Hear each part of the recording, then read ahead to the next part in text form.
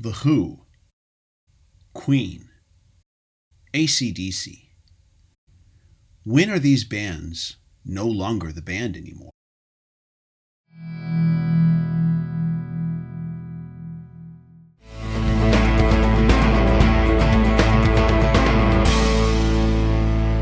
Hey everybody, this is TJR.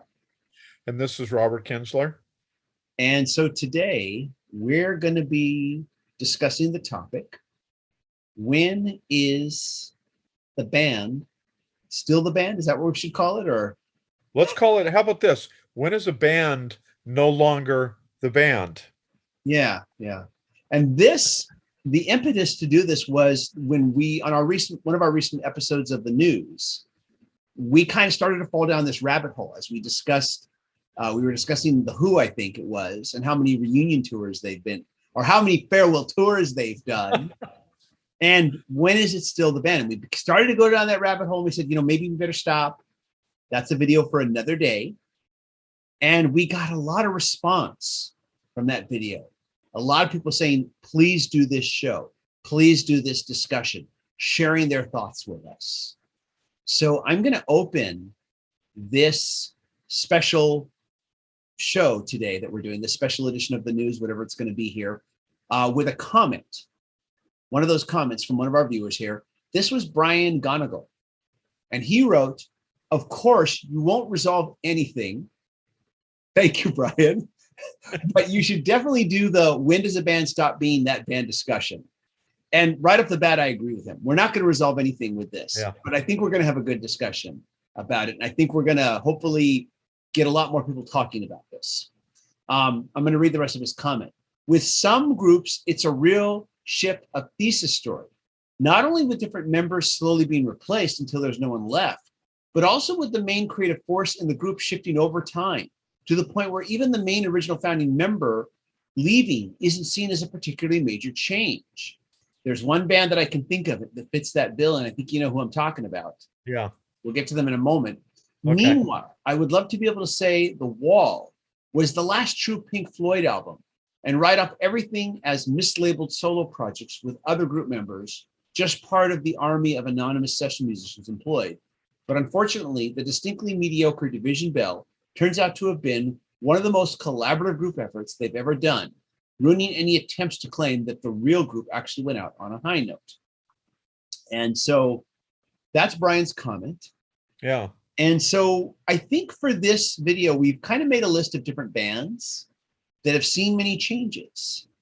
And we're going to talk about whether we think they're still the same band or not. Uh-huh. Are they still legitimately the same band? Are they not legitimately the same band? Why do we still accept them if they've changed a lot? Why do we still accept them or don't accept them as the same band? And we're going to try to discuss that. So I think getting back to Brian's comment where he talks where not only with different members slowly being replaced until there's no one left, but also with the main creative force of the group shifting over time. And to me, one of those, a band that fits that bill is the Rolling Stones. And I'm talking about Brian Jones. Yeah. Who formed the band, who many, while there has been some say there's been some attempts at revisionist history in regards to this. There is a book about Brian Jones that discusses his influence on the band and how he formed the band. And also Bill Wyman in his book also credits Brian Jones as forming the band, not Mick and Keith, but Brian Jones. Yeah. And that he was the while he was not a songwriter, he was the initial force that began them as a blues and R&B group. And so, right. And of course, he was slowly kind of pushed to the side. He was. As Mick and Keith became songwriters. For the first couple albums, the Stones were mainly a covers band. They were covering blues and rock and roll artists that they liked, and the kids in England didn't care. Yeah. They didn't know these songs. But they were always being told by their manager, you're going to have to start writing your own songs. And of course, their first manager wanted kind of pigeonholed Mick and Keith to try to make them a Lennon and McCartney, a songwriting duo. Mm-hmm. And of course, they began writing songs. They got better as they went. And eventually, the Rolling Stones became Mick and Keith's band. Exactly. And eventually Brian kind of got pushed more and more to the side till eventually, of course, I think he began to numb his disappointment and disillusionment with drugs and alcohol I agree with that. to the Yeah. point where he became a dysfunctional member, and eventually he was asked to leave. But of course, in the press, they said that he was leaving to do his own stuff. Yeah. Yeah. And then, of course, there was his death. Yeah. But so, yeah, the Rolling Stones. And of course, there have been member changes since then. Any thoughts you want to share on that as far as the band? Yeah. You know, it is interesting because I think, you know, I agree with everything you said. He was pushed aside. He did found the band, but I think the band totally hit its stride when they replaced him with Mick Taylor. I think that their best albums were during the period that Mick Taylor was guitarist, and he was also kind of often pushed to the side by, I think, especially by Keith and Mick, and that's unfortunate because Ronnie Wood came in, and Ronnie Wood was much more fit as far as his personality, his deep friendships with Keith that continue through this day. But you know, the Stones have such a unique journey that it's as if everything worked out just the way it should. You know, I still see them as the band, even with all the changes. Mm-hmm. I think what part of what happened is, I think you make a good point. They really hit their stride as far as it being an album band. While they had great hits prior and some great albums too, they really began to hit their stride. And I think what most people think about when they think of the Rolling Stones is those albums. And and they began to make these incredible albums that they did.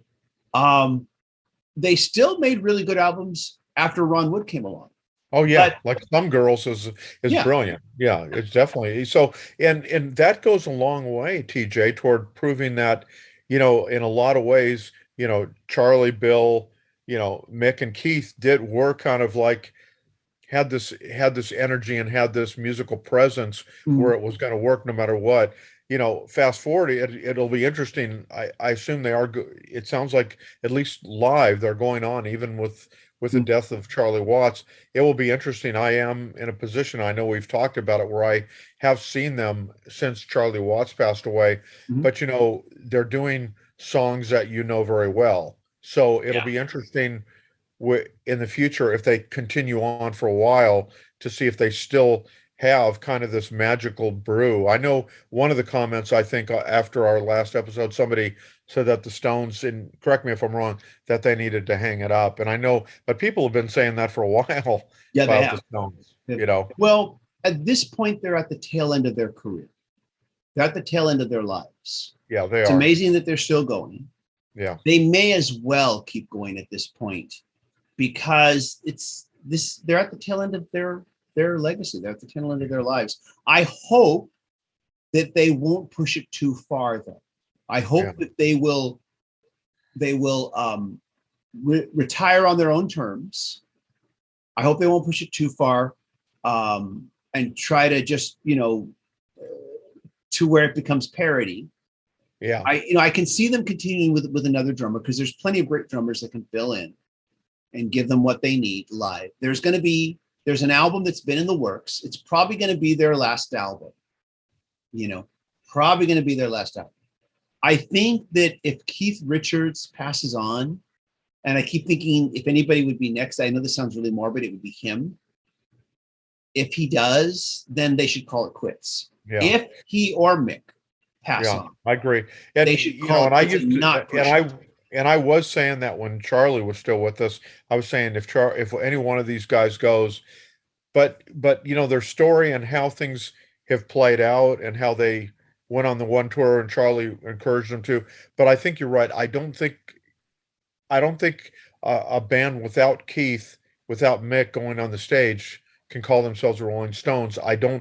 Even the most casual of fans might not buy that. I mean, again, I don't know. Yeah. But you know, why wouldn't, if it's Mick that's here, why wouldn't he just go out as, you know, Mick Jagger? Why would he call it the Stone? But again, you know, that he might try.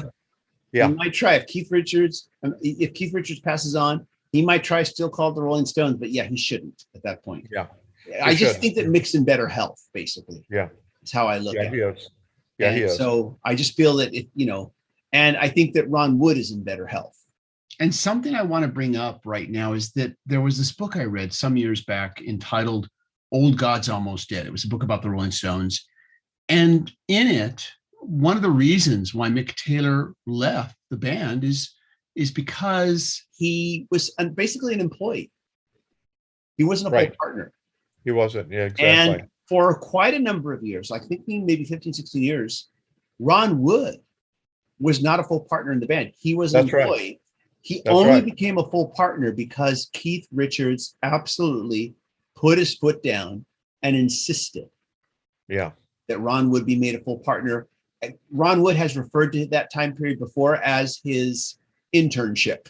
I think, basically, or I forget what you call it, but his internship to prove that he, should be a full partner in the band. Right. And so that's a real bone of contention. And we should also, while we're talking about the Rolling Stones, in a very similar way, I think we should talk about another band that you brought up, ZZ Top, who recently lost their bass player. And they've been the same three guys now for decades. Yeah. But they've recently lost their bass player. They're going to go on without him. I think you were telling me that, and correct me if I'm wrong, did you tell me that Dusty Hill said he wanted them to go on without him? That's what I read. That's what I read, that he wanted them to go on. And my understanding is they had been working on an album, and they may have finished it or with him as well. And I could be mistaken. I know I don't have notes in front of me on that, but my understanding is that, so I, and obviously, I think the ZZ Top, I always said they're the longest, Rock and Roll Hall of Fame outfit with the same continuing lineup, more than Rush. Obviously, we just talked about the Stone, more than the Who, more than, anybody else I can think of. They had the continuous lineup for more than 50 years. Mm-hmm. And then, so I thought, they probably would, but yet they're going on. It's pretty incredible. At this point, I would say, once again, just like with the Rolling Stones, they're so far along in their career. They're at the tail end now. They may as well. Because if nothing else, at this point, playing live keeps the remaining members energized. Yeah. At this point. But just knowing when to quit, knowing when you really physically can't do it anymore. Yeah. And knowing you have to stop. Yeah. That's what Phil Collins recently decided. Yeah. Physically can't do it anymore. He has to stop. So I mean, it's too much. So I think that's the key thing. And injecting here, TJ, and especially maybe talking about some of the blues artists I saw. Like I saw John Lee Hooker and B.B. King after they should have retired. Yeah. But again, many people say it kept B.B. King alive when his health was so severely compromised and everything with diabetes and some of the other challenges he had. It would give him a reason to get up in the morning, and he loved the fans, and it gave, so, who am I to say? I'm nobody, right? So who am I to say he shouldn't? I mean, as a fan, I would say, do you really want to still see the artist at this point if they're not going to live up to your expectations? But I guess that's a decision every fan has to make. Yeah, I agree.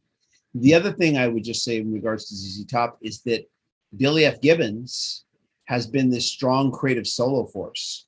And he's been making, really good albums outside of ZZ Top, because ZZ Top hasn't done much in quite a few years. Right. Creatively, as far as any new music. ZZ Top is basically playing the hits, but Billy F. Gibbons is creating exciting new music. Yeah.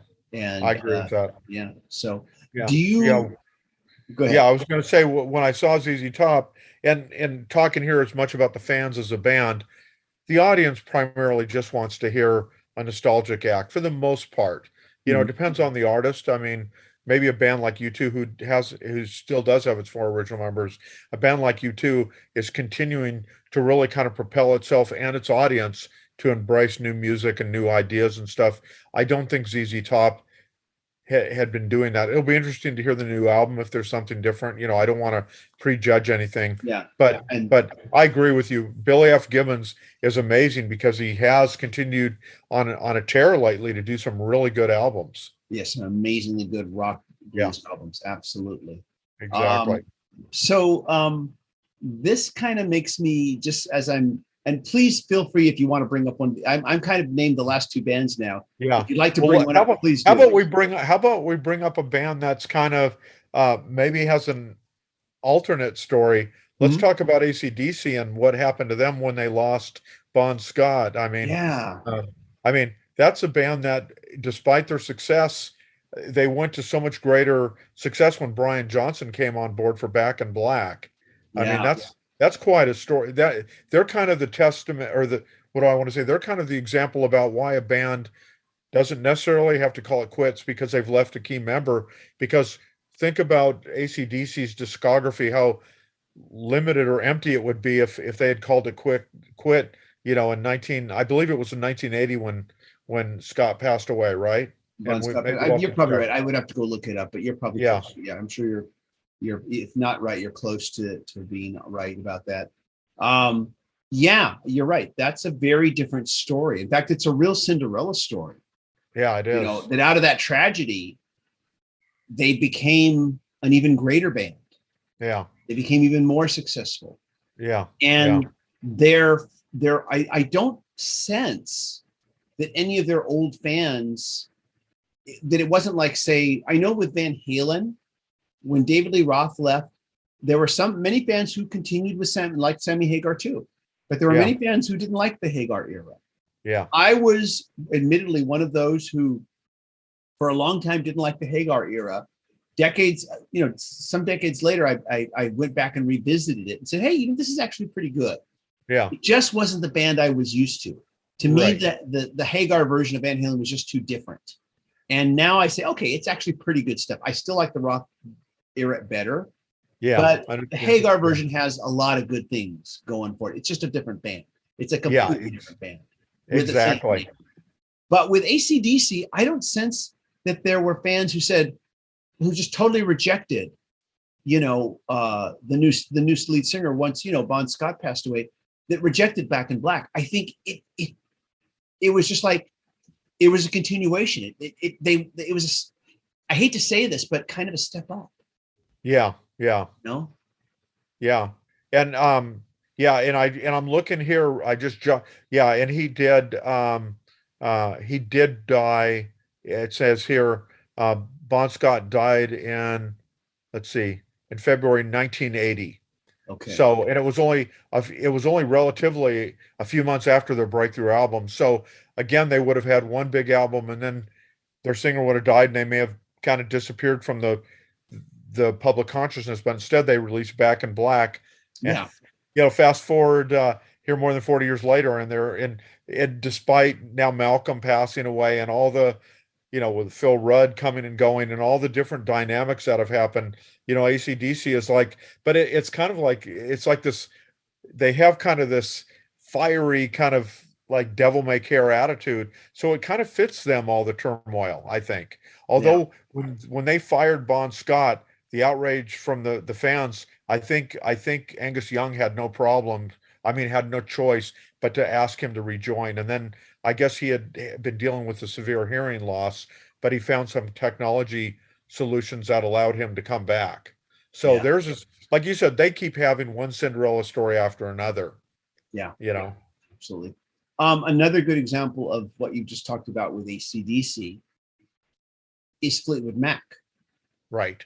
Oh, yes. For a lot of people, Fleetwood Mac begins once the lineup was Mick Fleetwood, Lindsey Buckingham, Christine McVie, Stevie Nicks, and is it John McVie, right? John McVie. Thank you. I just couldn't remember. I was just not 100% sure I had the first name right.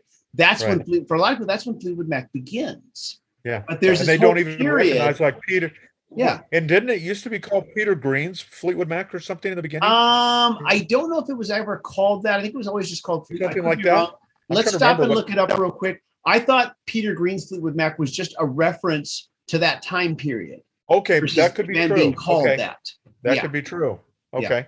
But it's funny, and I'll tell you, I have not listened to that earlier era of Fleetwood Mac when it was Peter Green, and there is a transitional period where once Christine McVie joins the group, but still before Lindsey Buckingham and before Stevie Nicks, there's a little transitional period for Fleetwood Mac. I think what it is of course, once it was the lineup, from Fleetwood Mac to Rumors moving forward, that's when all the hits happened.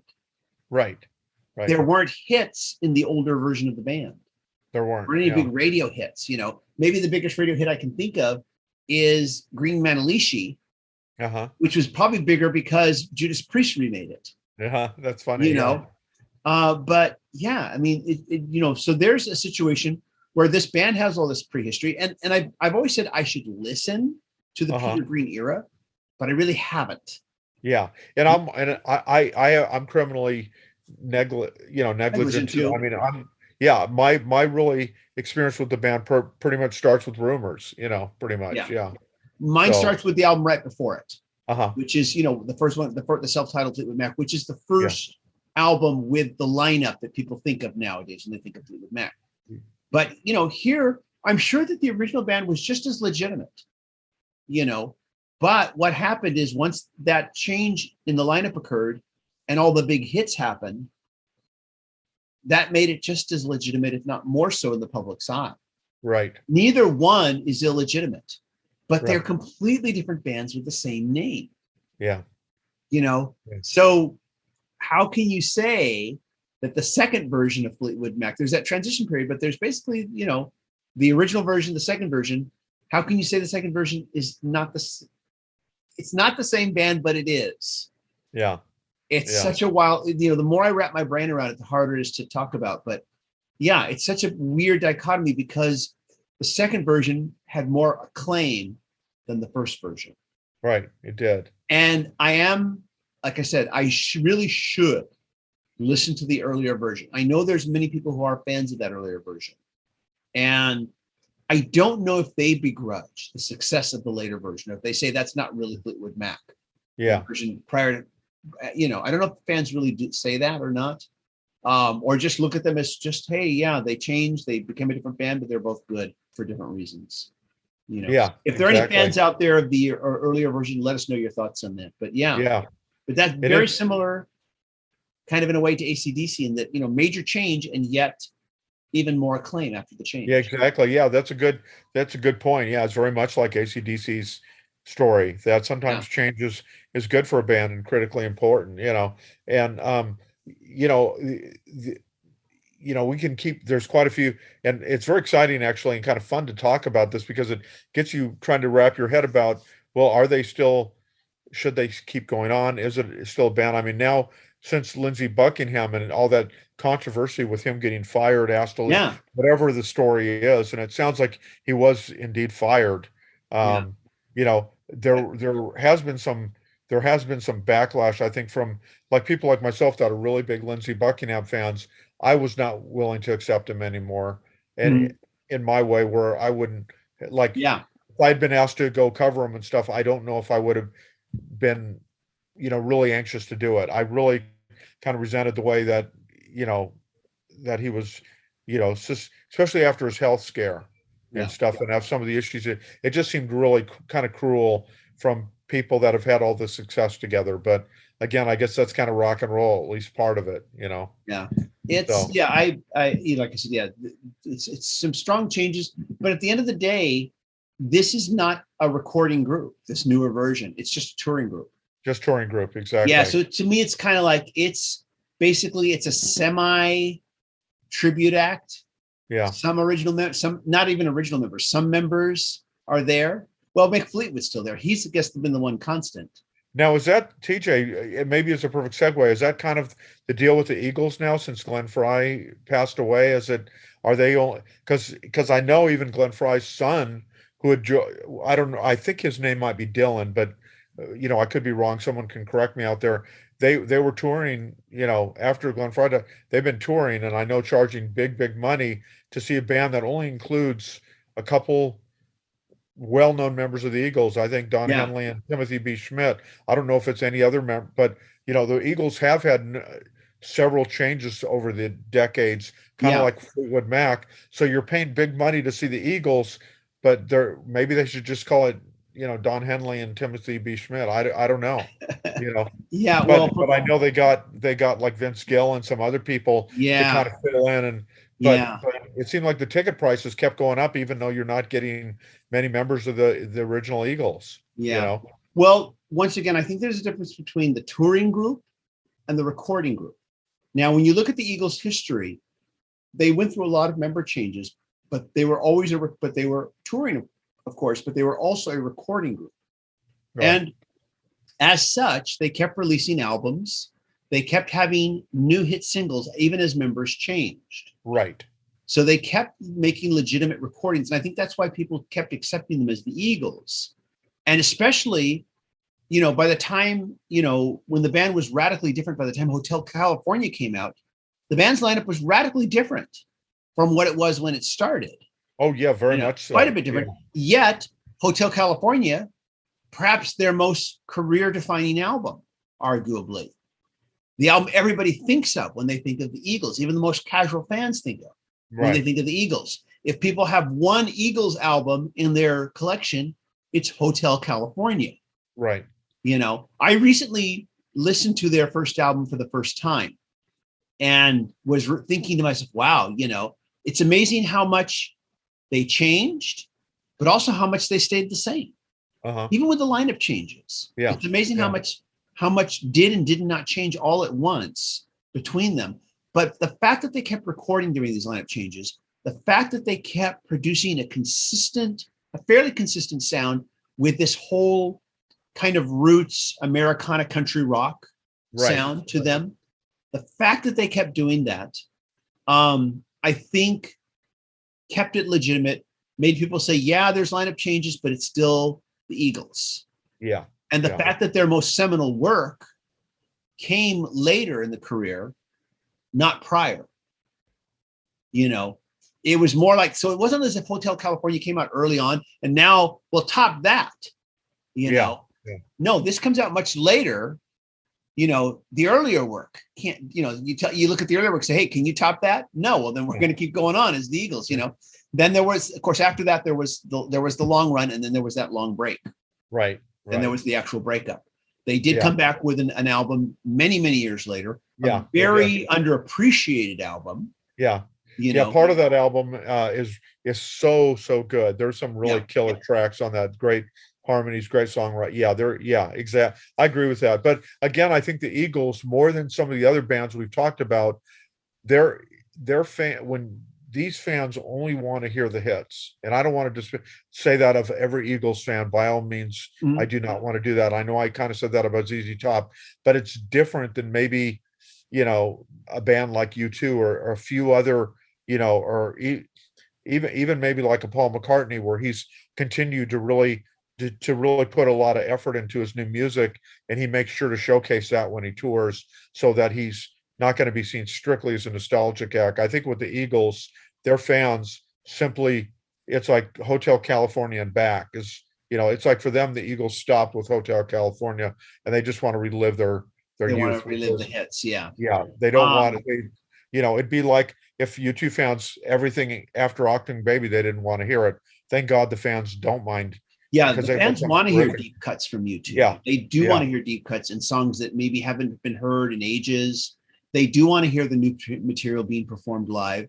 And U2 does make it a point to showcase a lot of their new material when they perform live. So it's like you said, it is still the same four guys. I was very disappointed when I heard that ZZ Top, after their last album, which was quite a few years ago, the last album they did, that when they toured, they maybe only played one song off that album. Yeah. During their live shows. And I only heard this secondhand from people who attended, because I didn't go. But that, friends telling me they only performed one song off their new album. The rest was just the hits. And I was very disappointed to hear that.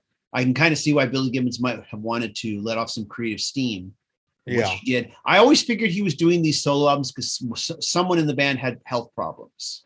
Yeah. And because they couldn't, he couldn't do it all with ZZ Top. So he did these solo albums that he did. Yeah. And I've always kind of had a feeling about that. And of course, turned out that was true, unfortunately. Yeah. Very sadly. Yeah. But yeah. So yeah, like I said, just kind of a difference in how the bands continue to be live versus how they are as a recording group. And this kind of brings me to the band Queen, which took a very different tact. After, like Led Zeppelin lost their drummer, John Bonham died. They said, that's it. They have occasionally regrouped for a few special occasions, and that's it. That's it. But with Queen, Freddie Mercury passed away. That was it. I mean, who are they going to get to replace him? Yeah. They did regroup for a charity function with Paul Rogers. They did record an album with Paul Rogers, but they didn't call it Queen. Yeah. They called it Queen and Paul Rogers. Yeah. They released that album. Then that association came to an end. Paul Rogers got busy with Bad Company. I don't know the whole story, but basically he went back to working with Bad Company. And then later on, many years later, they only two original members left, regroup with a whole bunch of session players and Adam Lambert, right. On lead vocals. They don't call it Queen. They call it Queen and Adam Lambert. Right. Adam Lambert has his own recording career, but they don't call it Queen. And it's basically, it's basically a way for them to go out and perform with a front man who can handle Freddie Mercury's vocals. Yeah, exactly. Who has the range and the ability to handle Freddie Mercury's vocals. Exactly. Probably better than anybody else could. Yeah. But it is very much, just the Queen hits show, because they're not recording with Adam Lambert. They're not even trying to do new material. So it's all in how it's presented. Yeah. They're not saying it's Queen and Adam Lambert. Right. Right. So I don't feel like fine, make some money, tour, give the fans, not a cover show, but give them a tribute show, give them all the big hits they want. There's plenty of them. They're not calling it Queen. They're calling it Queen and Adam Lambert when they do that. Right. Paul Rogers, a little bit different because they did actually do an album together. Yeah, exactly. There was a very good album. I really like that album. It was a pretty good album. Yeah. It's not a Queen album, but it's not trying to. No, it's not a Queen album. But it's Queen and Paul Rogers. Yeah, but it's an album that I wish had been played more, and I wish more people would hear it, though. Yeah, I think we'll talk about it more. Talk about that someday. Yeah. Yeah. So, but, very interesting. So, well, let's because I know we're jumping around and we have a lot of territory, but why don't we talk about the Zombies for a minute? Sure, they're a favorite of yours. Yeah, and because you brought them up in that initial video that brought on this conversation where you were being very critical of certain groups, but then you said, but wait a minute, here I am, big fan of the Zombies, and yet they have two original members left? No, they have two original members. They occasionally tour with Hugh Gundry, the drummer, and Chris White, the bassist and part-time singer, but they only do it when they have gone out and done Odyssey and Oracle in its entirety. The other tours and the new albums that the Zombies are continuing to make, because they are great albums, they do it with just Rod Argent and Colin Blunstone and newer group, and it is the same longtime group of players. So it's not like they just kind of pick up some session players. It is the great band you're hearing live. That's also the band that's recording in the studio. But they've done such, this new version of the Zombies has rescued the 60s Zombies who only really released 2 full-length albums from obscurity, I would say, and reintroduced their music to generations. Like I've told you before, I've gone to one Zombie show I remember in particular, pretty much everybody in the crowd was under the age of 25. I was like an ancient guy at the show, TJ. There was all these young people and all these young musicians and stuff have discovered, and the Zombies have become this really influential band now here in the 21st century. It's really, they're kind of like no other band from the 60s really in what's happened with them, let me ask you a question. I don't know if you know this or not. If you don't, that's fine. Okay. Do you know this newer version of the band? Are they actually a band, or are the majority of those players, aside from the two original members, just employees? I Do you don't know? believe that, I don't know with 100% certainty, but they always introduce them as these zombies and then kind of give them all equal shit. I mean, seem to give them equal billing at the shows and stuff and in the literature and in the out. But that's a good question. I don't want to say that definitively and be wrong. Maybe somebody out there knows the zombies and kind of the business side of things a little bit better, but Yeah. they do truly seem like they are a band, And it may not be something that's publicly known. Right. Exactly. But what I'm getting at is that if they're all band members, real band members, partners in the band, for better or for worse, then I think it's still the same. It's still the band, even if it's not the same band. It's still the now. band. Let me interrupt you here just a second, TJ. I just really quickly went to Wikipedia and it lists past members, but then when it lists the current band, it does list them all as members. It doesn't say, okay, touring member, because sometimes you go to a website, touring members or this and that. Yeah. It lists Rod Argent, Colin Blunstone, Steve Rodford, and his father Jim was a longtime member of the Kinks and was the cousin was Rod Argent's older cousin, and he had been offered to be in the band back at the dawn of the 60s, but he was busy with something else and he couldn't, but he helped them get their start. And then Tom Toomey's in the band, and then when Jim passed away, because unfortunately had a terrible freak accident where he fell down some stairs and died a few years ago, Soren Koch, who I believe is from Holland or the Netherlands or something, he joined it, but I think they brought him in as like a full-time member. I mean, I think they do bring him in as members, and I think they seem to value what a band means as opposed to like, well, we'll write some songs and bring some such. I think that they understand it makes them better to be as a band, To me, that's the defining thing. If the band members change, are they real members or are they just employees? Yeah. And this brings me to a band that I've always liked, which is Kiss. Yet I do kind of frown on the fact that ever since Peter Criss, the original drummer, left the band, they replaced him with Eric Carr. And publicly, it looked like he's in the band now. He's a member of the band, but he was an employee. Yeah. The partnership was just the three remaining. Then Ace Frehley left the band.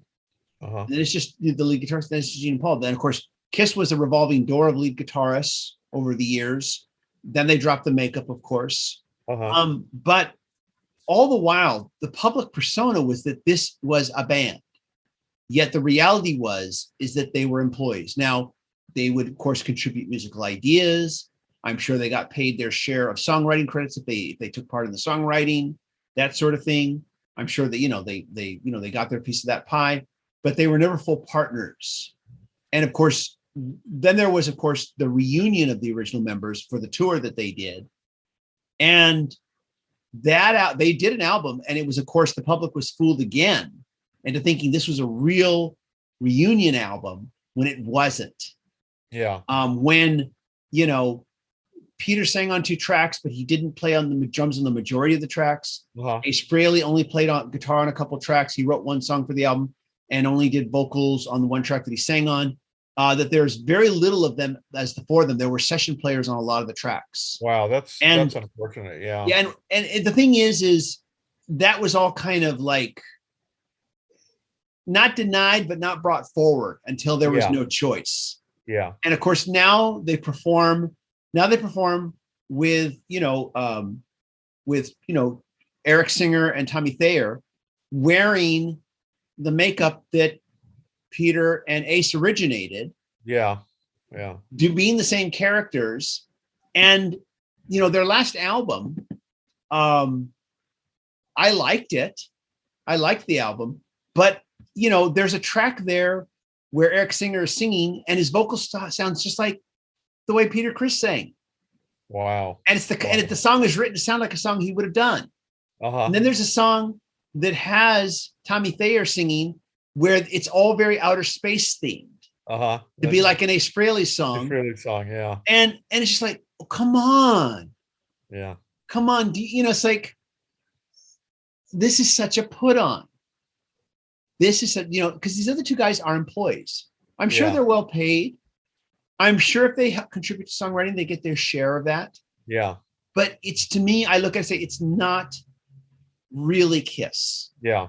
It's two original guys and Yeah. two employees. See, that's a little different, and I don't want to bounce around. But then the Zombies thing, where they go out and they talk about the new guys, and they kind of, but they also honor the original band, their legacy, and Yeah. then they do say, "Hey, Rod and I have been together, Colin, we've been together," and they're proud of their history. They acknowledge the history, that it isn't the same, five guys that started out in 1961, but it's like they are carrying on, like this is a history of the band, and the band's history is that nothing stays exactly the same. But Kiss, like it's out from what you're saying, and don't know as much about them. Sounds like they're trying to pull a little bit of a fast one on some casual fans. For a long time, I think they did pull a fast one on most of their fans. Now it's pretty much all out in the open, but they still kind of publicly act like, to me, it just seems very, it would be a little bit better if at least when Peter, Chris, and Ace Frehley first left the group and they were replaced, Eric Carr had a different persona. He didn't take on the Catman persona. He was a Fox character. At least when Ace Frehley left, the initial replacement, which was Vinnie Vincent, had this kind of like, he had like the Egyptian Ankh symbol on his forehead, and it was a different persona than Ace Frehley. It was similar but different. Okay. And at least if they make them a different character, I might feel a little bit better about it. But it's just kind of like, come on. Yeah. Who do you think you're fooling? Yeah. You've even got Eric Singer, where the Catman makeup, singing the raspy Rod Stewart-like vocals in the same style as Peter Chris. And is that really him singing, I wonder? Yeah. I think it's amazing that he can actually duplicate that. Yeah. But it's just like, oh, come on, you guys. I like the album, but I don't kid myself. Yeah. I don't kid myself when I listen to it. It's still a fun album, but I'm not going to kid myself over it. Let's talk about another band. Actually, let's talk about the band that Brian Gonigal talked about, which is Pink Floyd. Okay. Pink Floyd, of course. Now, there was a band kind of like the Rolling Stones and Fleetwood Mac had a different lineup when they started, but their acclaim began once original founding member Syd Barrett was gone. Their acclaim begins later in their career with albums like Animals, Dark Side of the Moon, Wish You Were Here, The Wall, those four seminal albums, that lineup is the lineup that everybody lauds and knows about. There are fans who enjoy the previous albums too, but there are many fans who only know that period of those four albums, those four great albums that they're mostly known for. Then, of course, after The Wall, there was the album, The Final Cut, which a lot of people didn't like, and a lot of people felt was a Roger Waters solo album with the other members of Pink Floyd in it. I haven't really listened to that album much because whenever I start to listen to it, I just can't finish. Yeah. Because I just don't think it's very good. Yeah. And maybe someday I'll go back to it again and give it another chance. But then what happened is there was a real big legal battle between Roger Waters, David Gilmour, and Nick Mason over whether or not those two remaining members, minus Roger Waters, could use the name Pink Floyd. Right. Or not. And there was a legal battle over it. And the courts ruled in their favor, saying, yeah, these two guys can use the name Pink Floyd. If it's the two of them, they can call it Pink Floyd. So they released Momentary Lapse of Reason. They released Division Bell, And someday I am going to do a review of Momentary Lapse of Reason. I feel like, I remember Roger Waters said, if you close your eyes, you can almost imagine that maybe it's pretending to be a Pink Floyd album. And I kind of agree with it. Okay. While it has enjoyable tracks, it does feel like it's just pretending to be a Pink Floyd album. I actually think Division Bell, I disagree with Brian. I think Division Bell is actually a better album than Momentary Lapse of Reason. But it's just to a But those reduced. albums, but TJ, but those out, like you said, those albums through history, they're not like you think about the Beatles' final two albums or something, especially like an album like Abbey Road. Those are acknowledged as masterworks. Yeah, It's sad with a situation like Pink Floyd, like they didn't go out on yeah, top. A great band like that. I mean, it's just sad when bands kind of they don't know when to quit, when to hang it up, and yeah, maybe that's an important thing to say as part of this episode. That yeah, these are people that are obviously brilliant musicians. They've created some very lasting music for fans that feel just so passionate about some of these albums and these artists, but sometimes the artists are so close to what's going on, they can't give it up, you know. yeah. So, like one thing I'm going to interject with you really quickly, and then if you, unless, but I'm thinking I hadn't planned to talk about it, but it's funny we're talking about this. Men at Work, Mhm. when they disbanded, that seemed kind of it. But then Colin Hay came back with, I believe his name was Greg Ham. He was the flute player and very essential part of the sound. But he passed away, and now Colin Hay is coming back, calling him, booking some shows at Men at Work. And I don't think it sounds like Men at Work. I think Colin Hayes had a very good and satisfying solo career. I don't know why he doesn't just go out and be Colin Hay. And if he wants to play a few Men at Work songs, kind of like when he plays with Ringo's band, he plays a few of the hits from Men at Work. But Mhm. I don't, sometimes when one artist goes on, even if they're the voice, I think it just doesn't work. And I don't think that, I wish he wasn't doing that, you know? Yeah, I can understand how you feel, and I think it just comes down to, you're going to make more money if you call it Men at Work, Yeah, even if exactly. it's not, Yeah. because, and I think he feels like um, David Gilmour and Nick Mason felt like, we if we call it Pink Floyd, people are going to come to see it. Yeah. When we tour, they're going to buy the album, versus if we call it, Mason and Gilmour or something else. Yeah, It's just exactly. not going to get the same recognition. So yeah, of course they want to do that, you Yeah. know. But I remember during the Division Bell concert tour, at the job I worked at the time, there was a coworker who was all excited, telling me about the new Pink Floyd tour. He was like, he'd gone to the show, and he was telling me about all the different, and they've got these four girls in the band that are singing, and they've got these other players. That the band's so big now, and he's telling me all about their players. I said, that you realize that's just a touring band. They're not members of Pink Floyd. They're not. No, they're session players. They're just employees. The only original members, and I told him, are just the two guys. And he was like, and he suddenly felt really ripped off. He said, Yeah. really? And he just felt really disappointed about it.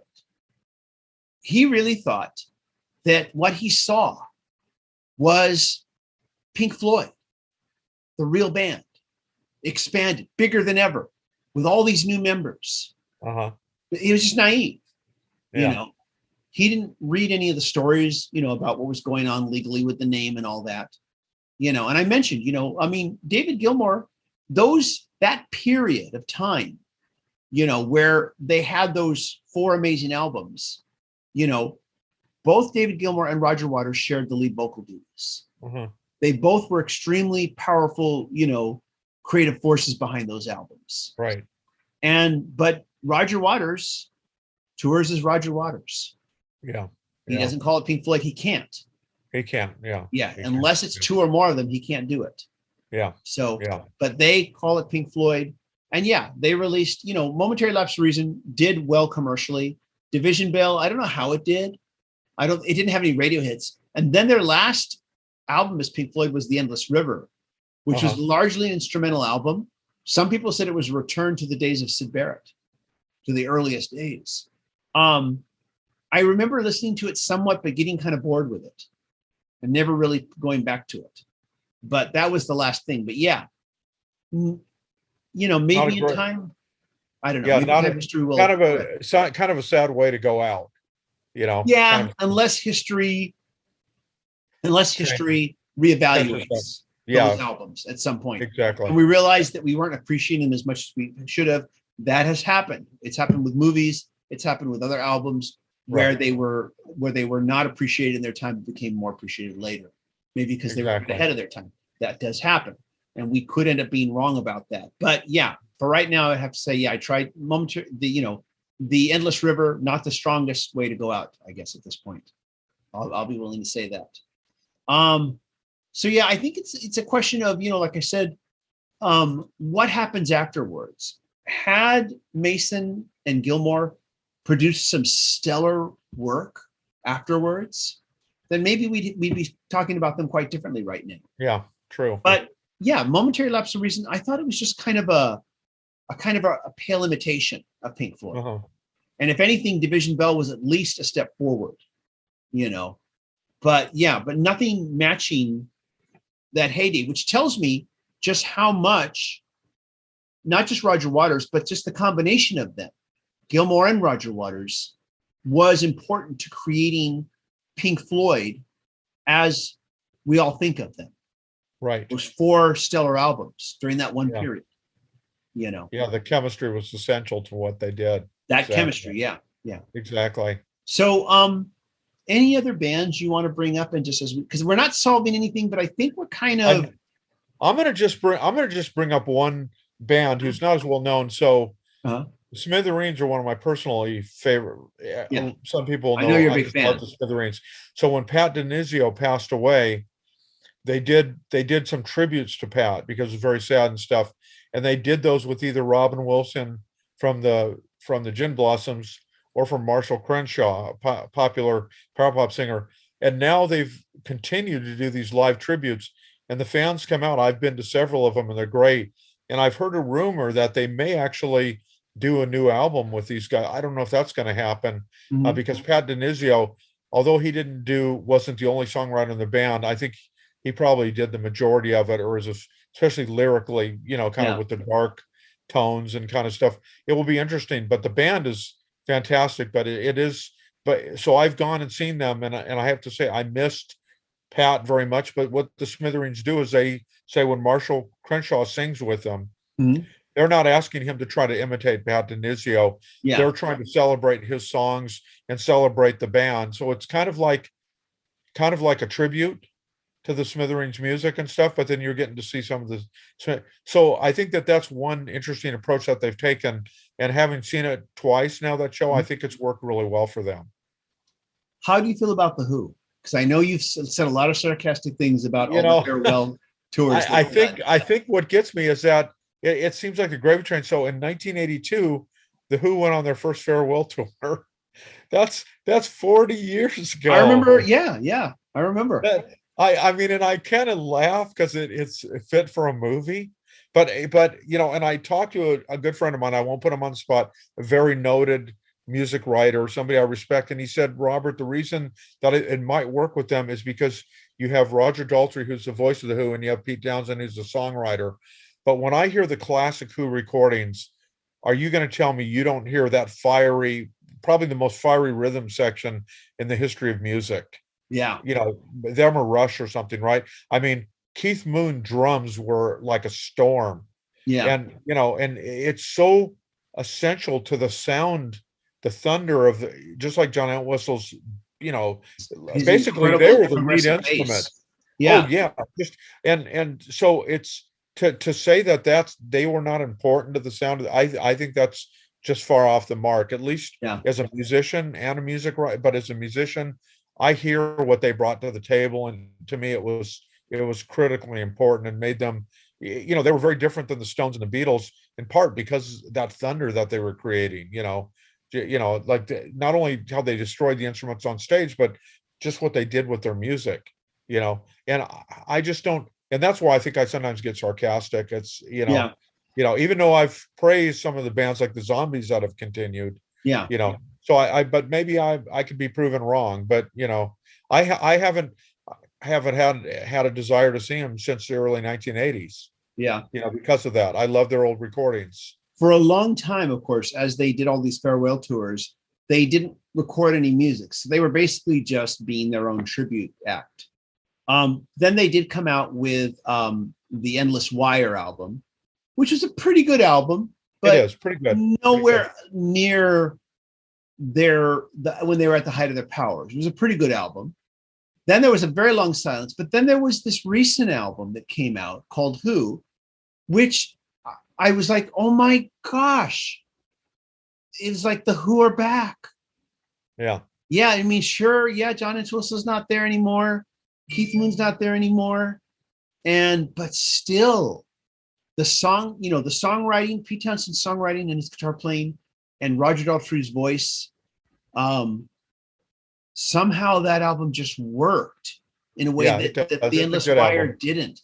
Endless Wire felt like a Pete Townshend solo album with Roger Daltrey on it, whereas this felt like a Who album, or as close as we're ever going to get to a legitimate Who album. Yeah. It was a really good album. They pulled it off.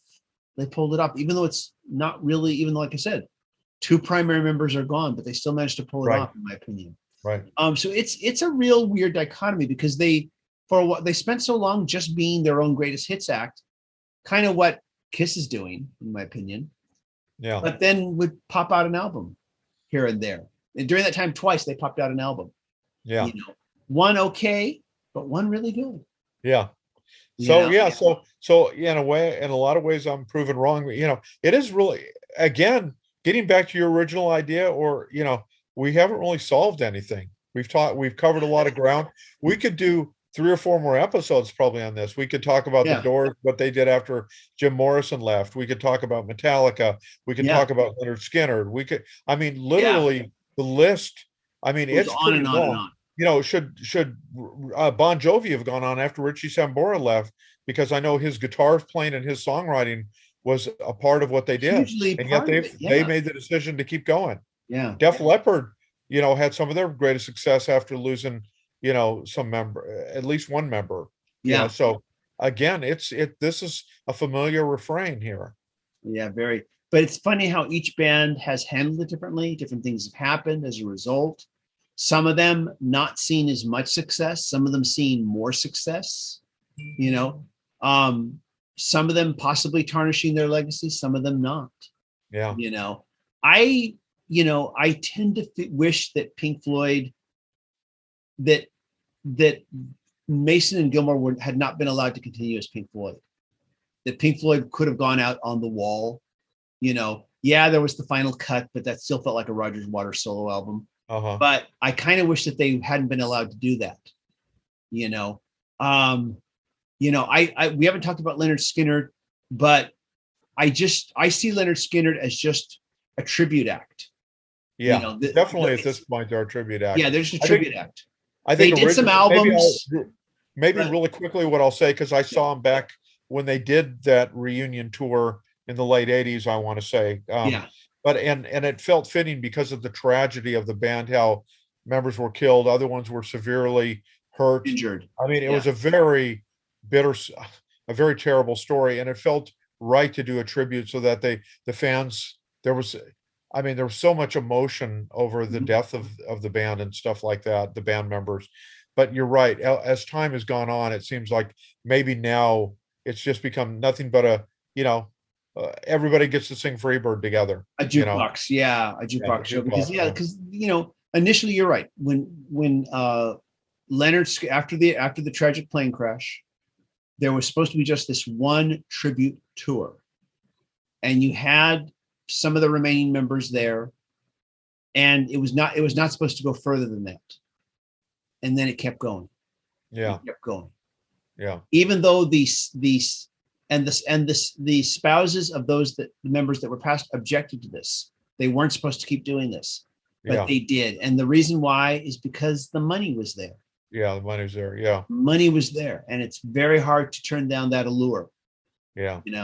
And so they just kept doing it. And I do feel like this is my personal opinion that they are tarnishing the legacy of that band, what it originally was. I feel like they are. That's my personal opinion.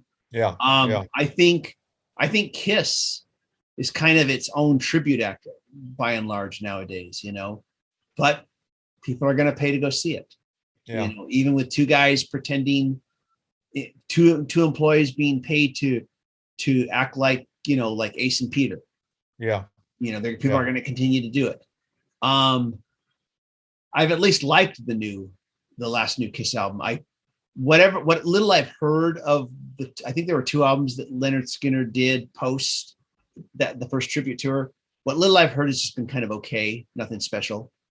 I think that tarnishes the legacy when they release substandard material, versus what was done before. You're right. At least if all you're doing is touring, okay, fine, tour, make some money. We understand, I don't have to go see it if I don't want to. I can choose not to go. You can choose to go, But like I said, at least the Who, they come out with this album. It's like, wow, it's a good album. Okay. I can't really complain. Yeah. You may not really be the Who. You maybe should be calling this Daltrey and Townsend, but you did come out with this good album. So I kind of have to, give them points there. Yeah. Cut you some slack on that, So yeah, it's a mixed bag. I think it all depends on, how they present it. Are they still a recording act? Or are they just a touring act? Journey, and I know we should probably wrap this up, but just real quick, Journey, they're just at this point, they're just touring. Yeah. They're not trying to create new music. They're just touring. They're playing the hits. They're giving their fans what they want. They found a lead singer that sounds just like Steve Perry in his prime. Yeah. Exactly. I couldn't think of his name. Thank you for rescuing me. Sounds just like him. Let's tour. Let's make some money. Everybody's happy. The fans get to see. Fans get to hear the songs they want to hear. We all get to make some good money. We get to play live, which is always exciting and fun. Yeah. There's that part of it too. Yeah, exactly. Yeah, we're pretty much in agreement with just about everything. I mean, we might nitpick differences about this band or that band, and they've done this or that. But I think we both acknowledge that there's a variety of things at force here. Part of it is bands want to make money. Part of it is maybe they want to play in front of bigger audiences and not worry about, is a tour going to fall apart because we can't fill the seats. I mean, there's a lot going on here, and it depends on the band and their legacy and how popular they are and everything. And it is very, there's going to continue to be disagreement from fans and probably from the artists themselves about how you do it. I'll close with this. I'll make this my final thought. If Roger Daltrey and Pete Townsend could believe that they would sell just as many seats as Daltrey and Townsend, they'd probably do that and not call it the Who. But they know better. Right. They're not dumb. Excellent and well said. Yeah. Okay. Anyways, so there we go. Brian, you were right. We weren't going to solve anything, but I think that was, hopefully you all enjoyed this discussion, and we'd like to hear your thoughts. We'd like you to join us. We'd like you to post your comments and really share what you feel and think about what we've said, whether you agree or disagree, and talk about other bands that you feel we should have talked about in this discussion. We can't cover everybody, obviously, but tell us about what bands you want to talk about and your thoughts on how they've changed, and are they the same band or just a different band? Let us know what you think. As always, if you like what we do here, be sure to click like, be sure to click subscribe, and be sure to hit the bell notification icon so you never miss a video. And at this point now, I want to say thank you to the fierce, mighty, and powerful patron supporters. I need to write a song that uses those lines. And just thank you for your support. If you'd like to be a patron supporter, go to patreon.com/TJR the original. Make a monthly pledge. If you can't make a monthly pledge, we understand. No worries. Just click like and watch these videos to the very end so that the YouTube algorithm recognizes these videos and recommends them to more people. Everybody, thank you so much. Take care. Robert, thank you. Hey, thank you, TJ. This was fun to talk about it. It was very interesting. And y'all take care out there. We hope you stay safe and healthy. Bye-bye. See you later.